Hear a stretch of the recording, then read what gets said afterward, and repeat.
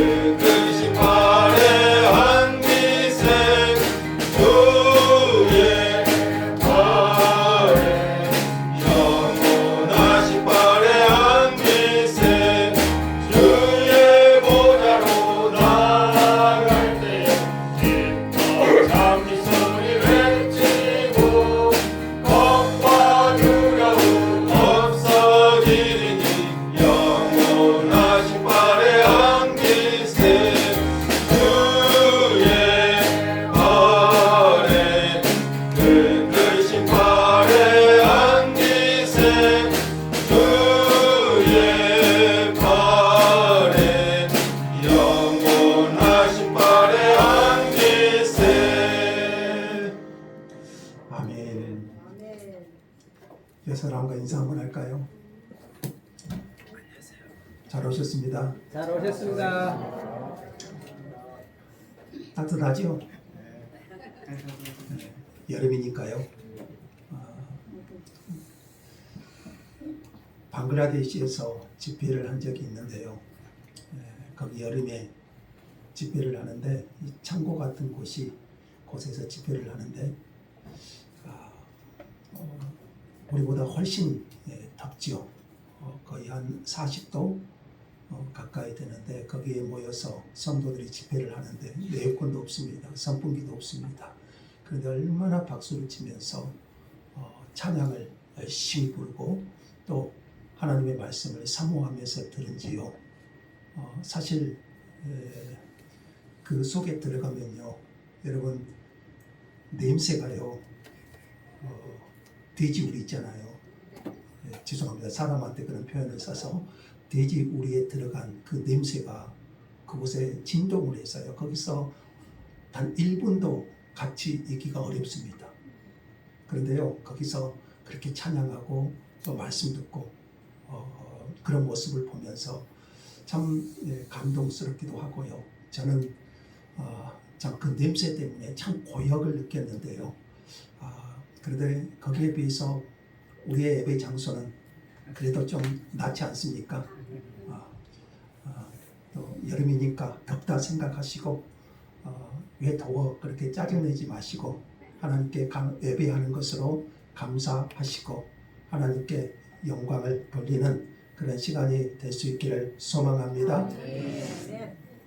자, 하나님께서는 바울에게 담대하라. 내가 예루살렘에서 나의 일을 증언한 것 같이 로마에서도 증언하여야 하리라. 이렇게 하셨지만 로마로 가는 길은 순탄하지만은 않았습니다. 우리 지난주에 로마로 가는 길에 광풍을 만나죠. 그 광풍의 이름이 뭐였죠? 유라굴로, 북동풍의 강한 광풍을 만났는데요. 가이사랴를 출발하여 로마로 가기 위해 바울이 탄 알렉산드리아 배죠.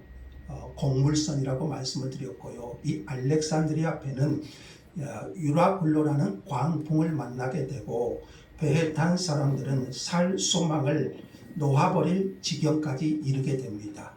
이런 배를 타보신 적 있으신가요? 비행기를 타도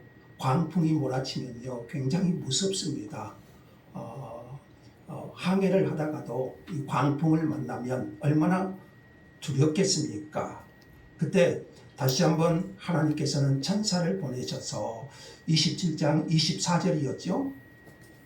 27장 24절에 두려워하지 말라, 내가 가이사 앞에 서야 하겠고, 또 하나님께서 너와 함께 항해하는 자를 다 내게 주셨다, 이렇게 말씀하셨습니다. 광풍이 몰아치는 그 바다 한가운데에 주의 천사가 바울에게 나타나셔서 말씀하셨죠. 그리고 오늘 본문은 하나님께서 말씀하신 대로 바울만이 아니라 그와 함께 배에 탄 모든 사람이 한 사람도 상하지 않고 모두 구조되는 이야기를 들려줍니다. 하나님께서 천사를 통해 바울에게 말씀하셨고 바울은 그 말씀을 굳게 믿었습니다. 25절, 지난주 요절 말씀이었죠? 같이 한번 읽을까요? 다 같이. 그러므로 여러분이여 안심하라, 나는 내게 말씀하신 그대로 되리라고 하나님을 믿노라. 그 밤에 천사를 통해서 약속하셨어요. 두려워하지 말라, 내가 가이사 앞에 서야 하겠고 그 배에 탄 모든 사람의 생명도 지켜주겠다. 그때 바울은 나는 내게 말씀하신 그대로 되리라고 하나님을 믿노라. 바울은 그 믿음과 확신으로 뱃사람 모두에게 총 몇 명이 탔다고 했죠? 276명이 타고 있어요. 그 모두에게 안심하라 이렇게 전했습니다. 하지만 풍랑은 가라앉을 기미가 보이지 않았습니다. 그렇게 열 나흘째가 되었습니다. 14일이 흘렀어요. 그러니까 바울 사도가 뱃사람들에게 구원을 장담한 지 적어도 11일 정도가 더 지난 거예요. 한번 생각해 보세요. 하나님께서 바울에게 말씀하셨죠. 지켜주시겠다. 안심하라. 그런데 풍랑은 잦아들 기미가 보이지 않습니다. 주의 천사가 바울에게 말한 후에도 거의 11일 정도가 더 지난 겁니다. 광풍 속에서 이리 구르고 저리 구르는 가운데 그 긴 시간이 지나는 동안에 사람들은 바울에 대하여 믿음과 의심이 교차하는 경험을 반복적으로 해야 됐을 겁니다. 하나님이 말씀하셨는데 풍랑은 잦아들지가 않아요. 그렇게 11일이 흘러가는데 배에 있는 사람들이 바울의 말을 의심하지 않았겠습니까? 광풍을 만난 지 열 나흘이 지난 그 밤에 광풍은 잦아들었고 바울이 탄 배는 아드리아 바다에서 이리저리 표류하고 있었습니다. 아드리아 바다는 지중해 최대의 섬이자 이탈리아 남부 시칠리아라고 그러는데요. 지금도 그 지역 이름입니다.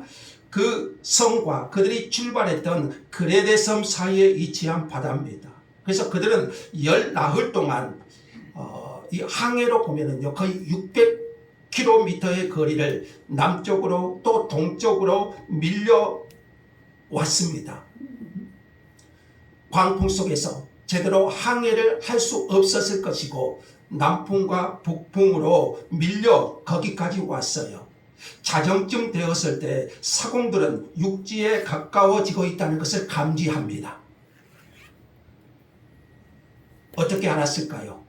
육지가 가까이 있다는 것을 아마 파도가 해변에 부딪히는 소리를 들었거나 물의 흐름으로 감지했을 것입니다. 그래서 수심을 재어보니 어느 정도 되었습니까? 28절에 보니까요. 물을 재어보니 20길이 되었고 20길, 여기서 길이라는 단어가 나오는데요. 수심을 재는데 이 길이라는 단위는 여러분 성인 남성이 양쪽으로 팔을 벌린 길이 이 정도가 얼마 정도 될까요? 약 1.85m, 1.8m, 2m가 조금 못 되는 거리예요. 그러니까 한 길이 그래요. 20길이면 그러니까 약 37, 8m 물 길이, 수심이 그랬다는 거지요. 그리고 조금 더 가서 수심을 재어보니 이제 15길, 약 27m 정도로 더 낮아진 것을 확인하게 됩니다. 수심이 낮아지면 배가 암초에 걸릴 위험이 있잖아요. 그래서 캄캄한 밤에 아무것도 보이지 않으므로 그들은 배가 계속 떠밀려 가지 않도록 배 뒤편인 고물에서 닻을 내린 뒤에 날이 밝기를 기다려야 했습니다. 여러분, 배 할 때 고물, 이물 이 단어가 많이 나오죠. 이물은 뭐고 고물은 뭔가요? 고물은 배 뒤편을 가리키고 이물은 뱃머리를 가리킵니다. 이물, 고물 그렇게 말하지요. 자, 이때 은밀하게 움직이는 사람들이 있었습니다. 사공들입니다. 30절 볼까요? 사공들이 도망하고자 배 이물에서 뱃머리에서 닻을 내리는 채 하고 거룻배를 띄우고, 거룻배는 구명정 같은 것입니다. 구명정, 거룻배를 띄우고 도망치려 했습니다. 배가 육지에 가까이 올수록 진흙에 걸리거나 암초에 부딪혀서 깨질 수밖에 없다고 이 사공들이 판단한 것 같아요. 그래서 승객들을 버리고 자기들만 살려고 했습니다. 사공들이. 본문은 이 절박한 순간에 이기적인 인간이 어떻게 행동하는 것을 보여줘요. 사공들의 태도와 행동은 죄인의 전형을 보여줍니다. 이것이 인간이다. 죄인된 인간의 전형적인 모습, 자기들만 살려고 도망치려고 하는 사공들의 모습, 우리가 세상에서 경험하는 바 아닙니까? 몇 년 전 여러분 세월의 사건이 있었지 않습니까? 그 세월호 사건 때 자기 혼자 빠져나가려고 했던 그런 이기적인 선장의 모습을 우리가 기억하고 있지 않습니까? 바울은 즉시 백부장과 군인들에게 이 사람들이 배에 있지 아니하면 너희가 구원을 얻지 못하리라 이렇게 말함으로써 사공들의 탈출 시도는 좌절됩니다. 바울을 신뢰한 백부장, 이 배의 총책임자가 누구였죠? 백부장? 율리오 백부장. 그 율리오의 명령을 받아 군인들은 사공들이 내리려고 했던 거룻배 구명정의 줄을 끊어버립니다. 도망가지 못하도록. 거룻배는 배를 타고 있는 사람들이 해안으로 갈 수 있는 유일한 수단이에요. 그러니까 구명정 이걸 타고 해안으로 갈 수 있는 유일한 수단인데, 이 배들을 바다에 버리는 것은 상황을 더 악화시킬 수도 있지만 이는 백부장이 바울을 얼마나 신뢰하고 있었는가를 또한 보여주기도 합니다. 드디어 여명이 밝아오기 시작하면서 실질적으로 이 배의 우두머리가 된 바울은 지금 죄수잖아요. 죄수의 몸으로 지금 가이사랴에서 로마로 가이사에게 상소를 함으로써 호송되고 있잖아요. 총책임자는 백부장 율리오라는 사람이고, 그리고 그 배를 움직이는 선장과 사공들이 있었을 것이고 선주도 있었을 것이고, 그런데 실질적으로 이 배의 우두머리는 바울처럼 보입니다. 바울이 여러 날을 거의 먹지 못했던 사람들에게 음식을 먹으라고 권합니다. 지금 광풍이 일어난 지 며칠이 흘렀죠? 열나흘. 거의 2주 동안 심한 배멀리와 풍랑을 싸우느라, 여러분 배멀리 해보셨나요? 엄청 힘들거든요.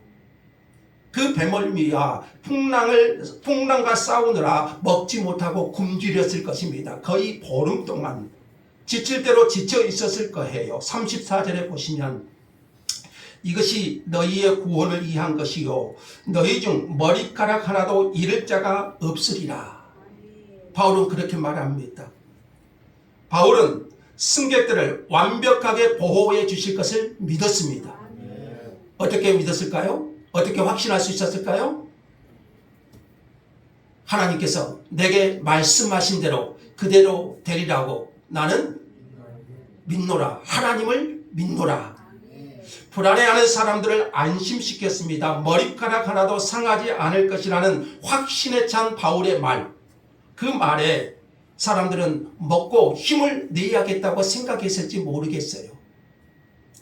바울을 보면 여러분 위기 대처 능력이 참으로 탁월하다는 생각이 들지 않습니까? 지금 바울은 여기서 지도자가 아니에요. 지금 죄수의 신분으로 끌려가고 있는 상황이고요.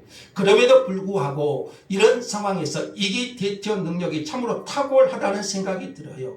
하나님의 말씀을 믿고 두려워하지 않습니다. 바울은 하나님을 신뢰합니다. 자기 생명의 주관자이신 하나님을 신뢰합니다. 이런 위기의 순간에 바울이 보여준 침착함, 그리고 그 평정심은 그리스도인이 어떤 사람인지를 잘 보여주고 있는 것 같아요. 이런 위기의 순간에 그리스도인이 어떤 존재인가, 그것을 잘 보여주고 있는 것 같지 않습니까? 초기 교회에는요, 거의 300년 이상 박해와 순교의 위험 속에서 살아야 했어요. 단지 예수를 그리스도, 예수를 주님으로 믿는 것 그 하나 때문에 초기 교회 성도들은 박해와 심한 핍박을 견뎌내야만 했습니다. 그런 위협 속에서 살아가고 있는 그리스도인들에게 이런 말씀을 읽으면서 모든 위기의 순간에 그리스도인이 취할 수 있는 태도를 배울 수 있지 않았을까? 이렇게 생각해 봅니다. 그리스도인이라면 이런 상황 속에서 여러분, 우리가 인생을 살아가다 보면 이런 위기에 처할 때가 있지 않습니까?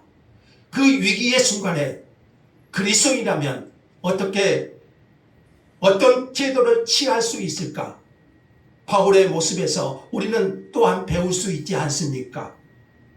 바울은 떡을 가져다가 모든 사람 앞에서 축사하고 떼어 먹기를 시작합니다. 이것은 꼭 성찬을 떠올리게 하는 모습이죠. 축사하고 떡을 떼어서 먹게 합니다. 하지만 바울이 비신자들에게 성찬을 베풀었을 리는 만무하고요. 다만 바울은 우리 모든 사람의 생명을 주관하시는 하나님의 이름으로 기도하고 감사한 후에 떡을 나누어 주었습니다. 여기서 누가는 그 배에 타고 있던 사람들의 수를 알려줍니다. 선장, 선주, 군인, 제수들 합하여 모두 몇 명?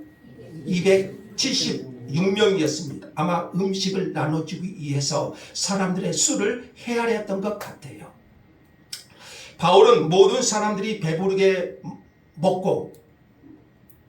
먹게 한 후에 남은 곡식을 다 버리게 합니다. 왜 그랬을까요? 배를 수면에서 최대한 높이기 위해서 이제 해안이 가까이 오잖아요. 배를 수면에서 최대한 높이지 않으면 암초에 걸릴 확률이 많고, 그러면 배가 깨어질 수 있어요. 암초에 걸리거나 진흙더미에 묻히면. 그래서 최대한 해안으로 다가가면서 암초에 부딪혀 깨어지지 않도록 수심을 최대한 높이기 위해서 음식을 또 곡식을 다 버리도록 합니다. 날이 새매 경사진 해안으로 된 항만이 눈에 들어왔습니다. 얼마나 반가웠겠습니까? 여러분 생각해 보세요. 14일 동안 이 망망한 바다에서 헤매고 강풍과 싸우고 있었어요. 날이 새니 항만이 눈에 들어왔어요. 얼마나 기쁘고 반가웠겠어요. 그들은 배를 해안에 가까이 대기 위해 바람의 힘을 받아 해안으로 들어가기로 합니다. 그렇게 진행하다가 두 물이 합하여 흐르는 곳을 만나게 되고, 거기서 이물, 그러니까 이물이 부딪혀 움직일 수 없게 되고, 고물 뒤편은 큰 물결에 부딪혀 깨어지기 시작합니다. 그러니까 항만에 대지를 못하고 이물이 뱃머리가 진흙에 묻히게 되고, 고물은 배 뒤편은 바람에 쓸려서, 풍랑에 쓸려서 깨어지기 시작합니다. 위험한 순간이지요. 자, 이들이 도착한 곳은 28장 1절에 나오지만 이들이 도착한 곳은, 그 섬은 멜리데라는 섬입니다. 주보에도 나와 있죠. 멜리데 섬이었습니다. 오늘날 유명한 관광지, 이곳이 바로 몰타 섬입니다. 들어보셨죠? 유럽 몰타 관광지, 굉장히 유명한 섬이죠. 시칠리아 섬에서 남쪽으로 약 93km에 위치한 멜리데 섬의 주변 해안은요, 굉장히 섬세한 모래, 저도 안 가봤습니다만은 이 몰타성, 그 성경에 멜리데 섬으로 나오지요. 모래와 진흙 알갱이가 부서져서 거의 5m 깊이의 진흙을 형성하고 있었다고 합니다. 이것이 오늘날 유명한 관광지가 되었습니다. 바울이 타고 있던 알렉산드리아 배는 아마 이 진흙에 부딪혔던 것 같습니다. 그래서 움직일 수가 없고 고물은 이제 풍랑에 또 깨어지기 시작하고, 이때 거룻배가 있었다면, 구명정이 있었다면 사람들을 실어 해변으로 옮길 수 있었겠지만, 거룻배는 지금 어떻게 됐죠? 끊어버렸잖아요. 군인들이, 사공들이 도망가려고 하니까.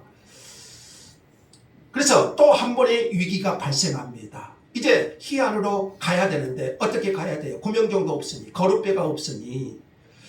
이때 군인들은 죄수들이 헤엄쳐서 도망하게 될 것을 우려해서 죄수들을 일단 죽이는 것이 좋겠다고 판단합니다. 이 죄수 속에 누가 있습니까? 바울이 있잖아요. 당시 로마법은요, 그 죄수를 지키는 사람이 죄수를 잘못 지키면 그 죄수가 받을 형벌을 대신 그 군인이 받게 되어 있어요. 그래서 군인들은 이 죄수들이 도망갈까 두려워서 이 죄수들을 죽이자. 그러면 이 결정을 최고 책임자, 지금 백부장 율리오가 결정을 내린다면 바울은 꼼짝없이 죽게 생겼습니다. 이런 결정을 내리는 군인들 동안 여러분 한번 생각해 보세요. 거룻배를 내려서 자기들만 살겠다고 탈출하고 일했던 사공들과 조금도 다를 바가 없잖아요. 그 위험한 순간에 사공들은요, 거룻배를 내려서 구명정을 내려서 자기들만 살고자 했고, 지금 이 군인들의 모습도 그 위험한 순간에 죄수들을 다 죽이고 자기들만 살고자 합니다. 다시 한번 저자인 누가는 이것이 인간이다, 이것을 선언하는 것 같습니다. 위기의 순간에 죄인된 인간의 전형적인 모습을, 이기적인 그런 모습을 보여주는, 이것이 인간이다, 이렇게 누가는 말하고 있는 것 같아요. 이때 백부장 율리오가 중요한 역할을 하게 됩니다. 그는 오직 바울을 구해야겠다는 생각으로 군인들의 제안을 거절합니다. 사실 이 율리오의 마음을 주장하신 분도 하나님이셨겠죠. 그리고 헤엄칠 줄 아는 사람들은 먼저 배에서 뛰어내려 육지로 헤엄을 쳐서 갈 것을 명하고, 수영할 줄 모르는 남은 사람들은 배에서 깨어져 물 위에 널려있는 널조각이나 물에 뜨는 부유물에 의지해서 육지로 나가라고 조치합니다. 자, 이렇게 해서 마지막 44절 봅시다.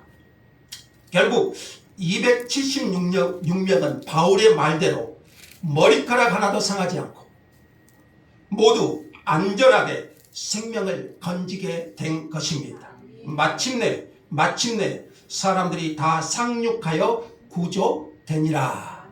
할렐루야. 이상이 보름이나 계속되었던 광풍으로부터 바울 그리고 그와 함께 탄 사람들이 구조된 이야기입니다. 그렇다면 왜 성령께서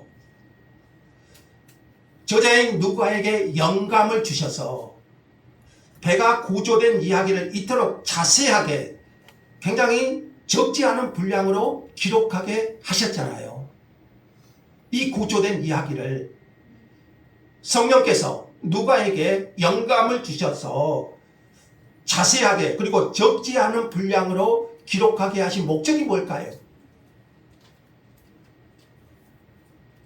단순히 해상에서 276명이 구조되었다, 이것만을 말하고자 한 것일까요? 오늘 본문을 통해서 성령님께서 우리에게 주신 교훈을 생각해 볼 수 있습니다. 첫째는요, 온 세상을 주권적으로 다스리시는 분은 하나님이심을 가르쳐 줍니다. 온 세상을 주권적으로 다스리시는 분은 하나님이심을 가르쳐 줍니다. 광풍이 일어나도록 허락하신 분도 하나님이셨고, 그 속에서 그들을 구원해 내신 분도 하나님이셨습니다. 그런데 여기서 정말 어려운 질문도 일어납니다. 어려운 질문을 한번 생각해 볼 수 있죠. 왜 하나님은 어떤 경우에는 살리시고 어떤 경우에는 그들의 구원을 허락하지 않으시는가? 모든 것의 주권자가 하나님이시라면 우리는 그런 질문이 들 때가 있죠. 어쩔 때는 하나님이 구원하시고 어쩔 때는 하나님이 살리지 않으시고 우리는 이 하나님의 지혜를 다 헤아릴 수는 없습니다. 그러나 모든 경우에 하나님은 자기 백성의 유익을 위하여 일하고 계신다. 배에 탔거나 바울과 함께 구조를 받은 사람들을 한번 생각해 보십시오. 비록 처음에는 반신반의했을 것입니다. 이 바울의 말을. 믿음과 의심 사이를 수없이 오갔겠지만 결국에는 이 모든 구원이 하나님으로부터 오게 되었음을 배에 탄 276명 모두는 알게 되었지 않았겠습니까?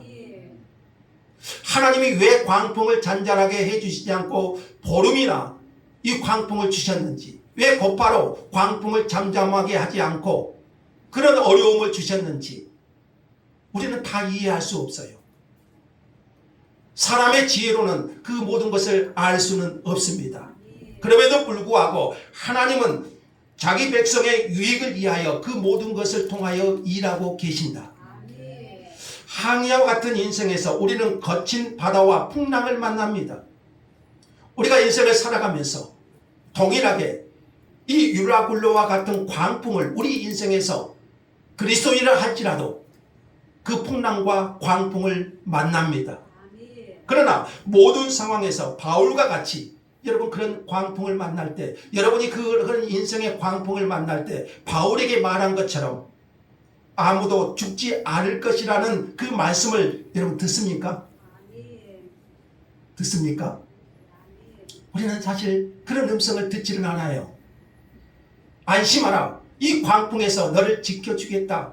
그 밤에 천사가 바울에게 말한 것처럼 우리에게 그렇게 말씀을 듣는 것은 아니에요. 우리는 거의 대부분의 경우에는요, 그 결과를 알지 못하고 결과는 하나님께 맡길 뿐입니다. 그리고 우리는 이 모든 상황을 주관하시고 다스리시는 분이 하나님이시라고 인정합니다. 그리고 그러므로 우리가 이 말씀을 통해서 배우는 교훈은 이것이에요. 우리 인생에서 유라굴로 같은 광풍을 만나거나 그와 같은 고난의 경험을 지날 때에도 하나님의 약속은 이루어지고 그 뜻은 성취된다. 하나님은 이 항해를 마치기까지 자녀들을 돌보시고 지키시고 보호하실 것이라는 것을 보여주시는 거죠. 이 사실을 생각할 때 여러분 우리가 이 사실을 확신하고 이것을 생각한다면 무슨 일이 일어난다고 해도 우리는 안심할 수 있지 않겠습니까? 비록 풍랑이 우리 인생을 휩쓸어 갈 수 있을지라도 그 모든 가운데서 하나님의 선하심이 나타나고 하나님이 또한 지키시고 보호하시고 인도해 가실 것이다. 여러분이 살면서 겪는 모든 상황에서 이 사실을 기억하십시오. 하나님께서 이 모든 상황을 다스리고 계십니다. 그리고 하나님의 선하신 뜻은 이루어집니다. 광풍 속에서도 우리 인생의 광풍 속에서도 하나님은 여전히 주권자가 되시고 저와 여러분을 지키시고 인도하시고 보호하시고 하나님의 선하신 뜻은 성취될 것이다. 여러분 그것을 보여주고 있죠.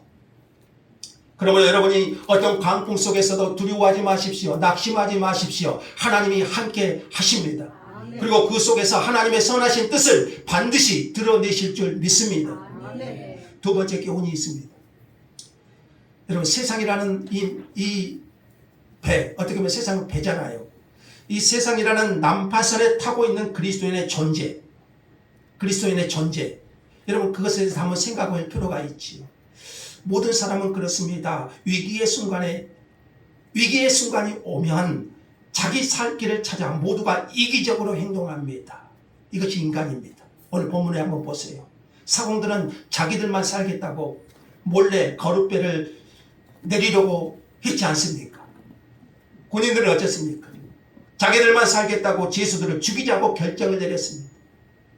그러나 하나님의 자녀들은 모든 위기의 순간에 죽음 앞에서도 침착함을 잃지 않고 평정심을 가지고 행동할 수 있는 사람, 그가 그리스도인 아닐까요? 그럼 바울을 한번 보세요.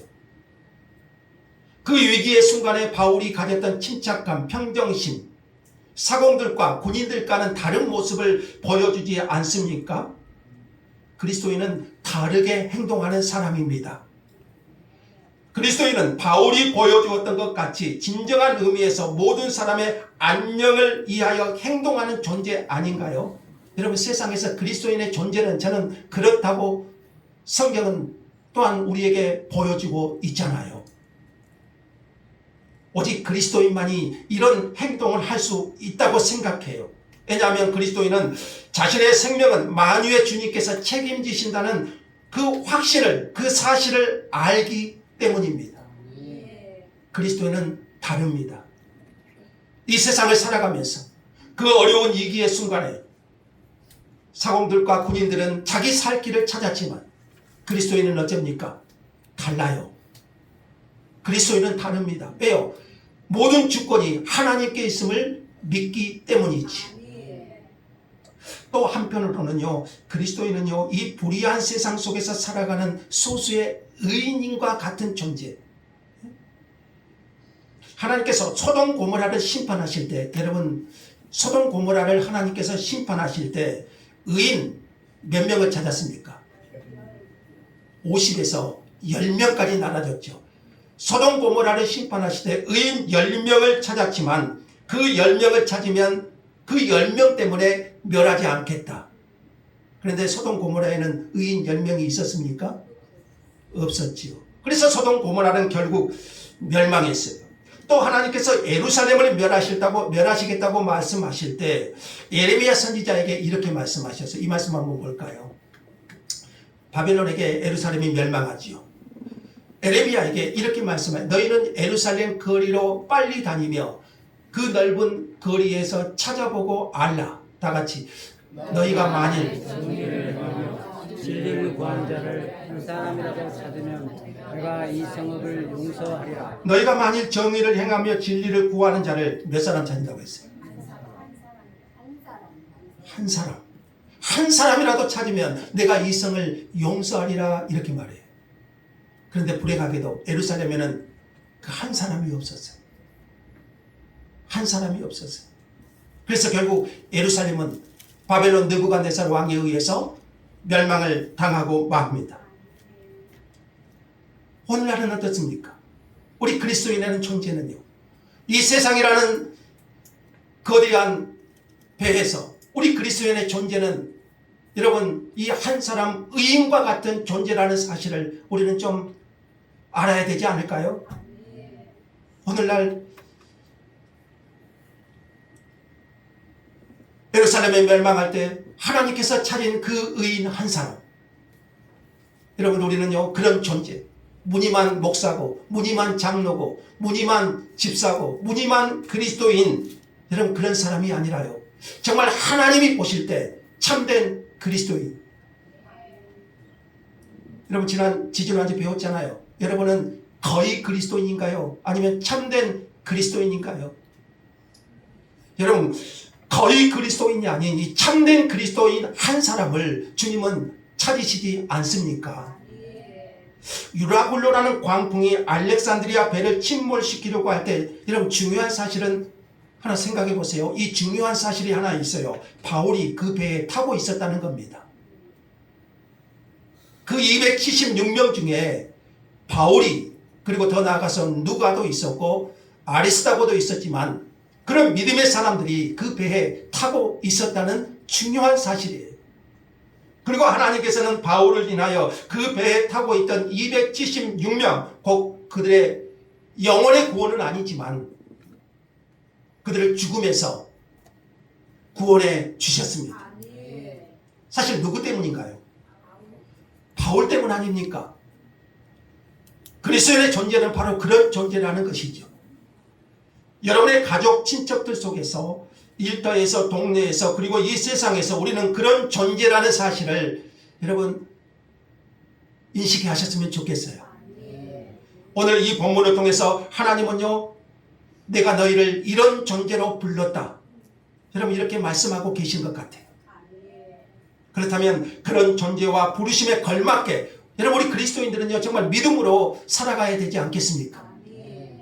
세상이라는 이 거대한 난파선 속에서 그리스도인의 존재 다시 한번 여러분 인식하셨으면 좋겠습니다. 자, 마지막 세 번째로는요, 이 광풍 속에서도 하나님의 구원은 결코 깨어지지 않는다. 그래서 오늘 설교의 제목이 뭔가요? 광풍 속에서 완성된 구원입니다. 사도행전 27장의 마지막은 참으로 놀랍습니다. 배는 산산조각이 났지만 하나님께서 약속하신 대로 한 사람도 잃지 않고 모두가 무사히 육지에 이르렀습니다. 이 사건은 단순한 해상 구조 이야기가 아닙니다. 하나님께서 약속하신 구원은요, 어떤 광풍도 어떤 파도도 어떤 절망도 막을 수 없다는 복음 선언이에요. 우리의 삶도 마찬가지입니다. 때로는 건강의 배가 흔들리고 가정의 배가 흔들리고 자녀의 배가 흔들리고 계획의 배가 부서질 수 있습니다. 그러나 우리의 구원은 그런 것들 위에 세워져 있지 않습니다. 우리의 구원은 예수 그리스도의 십자가와 하나님의 신실한 약속 위에 세워져 있습니다. 그래서 여러분 바울이 의지했던 것은 배가 아니었습니다. 사공들이나 선원들의 기술도 아니었습니다. 나는 내게 말씀하신 그대로 되리라고 하나님을 믿노라. 이 믿음. 그리고 하나님은 바울의 그 믿음을 부끄럽지 않게 하신 거예요. 자, 오늘 우리도 인생의 광풍을 만날 수 있습니다. 그러나 기억하십시오. 광풍은 하나님의 약속을 무너뜨릴 수 없습니다. 배는 깨어질 수 있어도 구원은 깨어지지 않습니다. 환경은 흔들릴 수 있어도 하나님의 은혜는 흔들리지 않습니다. 그러므로 두려워하지 마십시오. 우리를 구원하신 하나님은 우리를 끝까지 붙드시고 마침내 영원한 하나님 나라의 안전한 항구로 인도해 주실 것입니다. 저와 여러분의 구원을 완성해 주실 거예요. 비록 세상에서 이리 구르고 저리 구르고 그 광풍 속에서 헤맬지라도 우리의 구원은 취소되지도 않습니다. 우리를 구원하신 하나님은요, 우리를 안전한 하나님 나라 항구로 우리를 인도해 가실 것입니다. 그러므로 우리는 두려워할 필요가 없지요. 그 모든 것을 주관하시는 하나님, 우리의 생명까지도 다스리시는 하나님, 그 하나님 앞에서 그리스도인이라는 존재는 바로 그렇게 살아가는 것이지. 빌립보서 1장 6절 한번 읽어볼까요? 다 같이요. 너희 안에서 착한 일을 시작하신 이가 그리스도 예수의 날까지 이루실 줄을 우리는 어쩐다고요? 확신하노라. 너희 안에서 착한 일을 시작하신 이가, 그분이 하나님이시잖아요. 그것이 뭐예요? 우리의 구원의 일 아닙니까? 그리스도 예수의 날까지 이루실 줄을 우리는 확신하노라. 여러분 이 소망을 붙드시고 오늘도 하나님의 약속을 신뢰하고 담대하게 그 말씀 앞에서 그리스도인의 삶을 살아갈 수 있기를 소망합니다. 그런 믿음으로 한 주도 저희를 이끄시고 주의 은혜 안에서 굳게 하시기를 예수의 이름으로 축복합니다. 감사합니다. 하나님, 모든 것의 주관자 되신 하나님, 우리의 인생의 선장 되신 하나님, 광풍 속에서도 우리의 구원을 완성해 가시는 그 하나님을 신뢰합니다. 때로 우리 인생의 광풍이 휘몰아칠 때도 낙심하거나 절망하거나 두려워하지 않게 하시고 하나님의 약속의 말씀을 신뢰하게 하시고 오늘도 나와 함께 하시는 하나님, 나를 보호하시고 지키시는 그 하나님을 보게 하여 주시고 담대하게 우리 인생의 항해를 걸어가게 하여 주시옵소서. 우리 안에 착한 일을 시작하신 그분이 그리스도 예수의 날까지 이르게 하실 줄 믿습니다. 그 주님 안에서 담대하게 내게 주어진 길 걸어가게 하여 주옵소서. 주의 손길로 덮어 주옵소서. 주 예수님의 이름으로 기도합니다. 아멘. 자, 388장 찬송 드리겠습니다.